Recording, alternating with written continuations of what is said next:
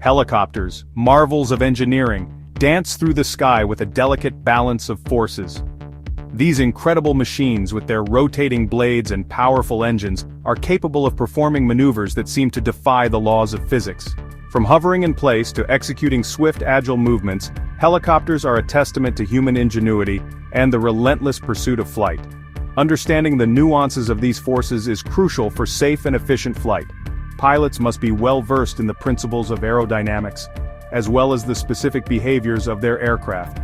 This knowledge allows them to anticipate and react to the ever-changing conditions they encounter in the sky. One such critical aspect is recirculation, a phenomenon where a helicopter's own downwash disrupts its lift generation.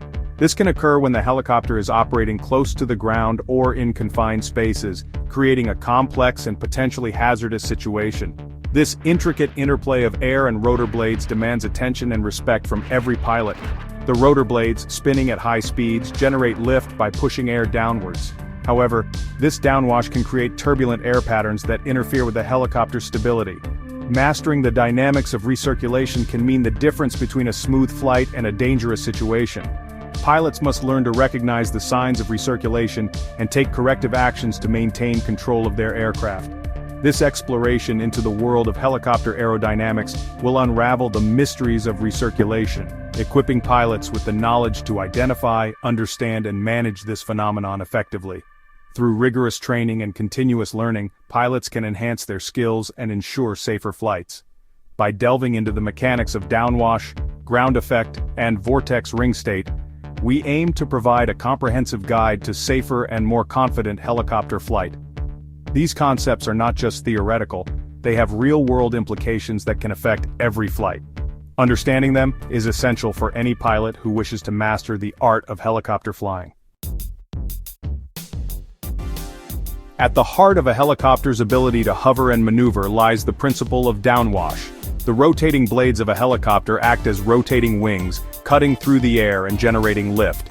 This lift is a direct result of the downward deflection of air, known as downwash.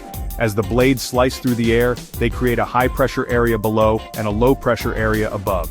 This pressure differential forces air downwards, creating a column of fast-moving air. The downward momentum of this air is what generates an equal and opposite force upwards, providing the helicopter with lift. Understanding the dynamics of downwash is fundamental to grasping the concept of recirculation. Recirculation occurs when a helicopter's own downwash is drawn back into the rotor system. This disrupts the smooth flow of air, compromising the efficiency of the rotor blades and reducing lift. Instead of drawing in fresh air, the rotor blades begin to ingest the already circulated air, creating a feedback loop that can lead to a loss of lift and control. This phenomenon is particularly prevalent in certain flight conditions, such as hovering close to the ground or near obstacles. In these situations, the downwash is restricted and forced to recirculate, creating a turbulent and unpredictable airflow pattern around the helicopter. Ground effect is a phenomenon that significantly influences recirculation. When a helicopter hovers close to the ground, the downwash is compressed between the rotor blades and the ground. This compression creates a cushion of air, increasing the efficiency of the rotor system and requiring less power to maintain a hover. However, this seemingly beneficial effect can quickly turn into a challenge as the helicopter ascends. As the helicopter climbs out of ground effect, the cushion of air dissipates, and the rotor system experiences a sudden reduction in efficiency. This transition requires careful throttle management to avoid a rapid descent. Section 5, Obstacles and Recirculation, Navigating the Concrete Jungle. Obstacles such as buildings, trees, or other helicopters can exacerbate recirculation by disrupting the normal airflow patterns. When a helicopter operates near these obstacles, its downwash can be deflected back towards the rotor system, leading to a loss of lift and control. Pilots must exercise extreme caution when maneuvering in confined areas or near obstacles. Understanding the potential for recirculation in these situations is crucial for maintaining safe flight. Careful planning, precise control inputs, and a keen awareness of the surrounding environment are essential for mitigating the risks associated with recirculation. Section 6, Vortex Ring State, a Perilous Spiral. Vortex ring state, often called settling with power, is a dangerous aerodynamic condition directly related to recirculation.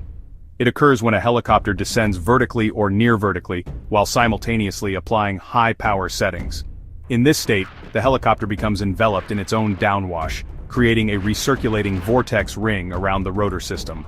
This swirling vortex of air disrupts the normal airflow over the rotor blades, causing severe loss of lift and control. The helicopter may experience high descent rates, vibrations, and control difficulties.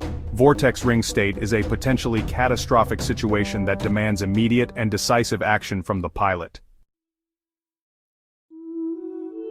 Section 7. Recognizing the signs, symptoms of recirculation.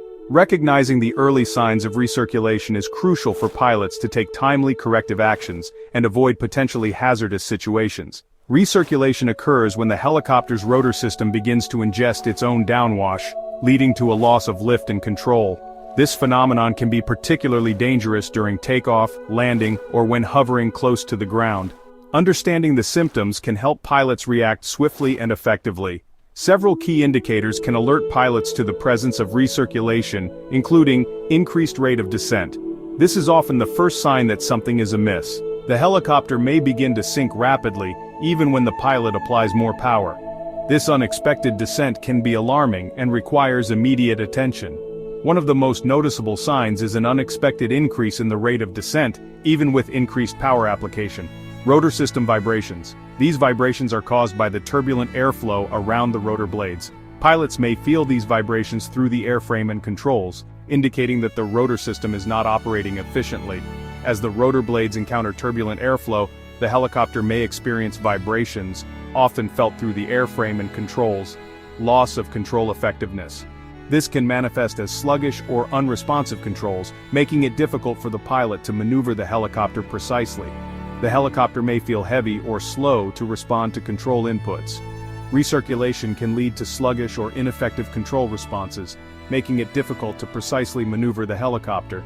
Changes in engine noise. The engine may struggle to maintain rotor RPM, leading to unusual noises such as surging or changes in pitch.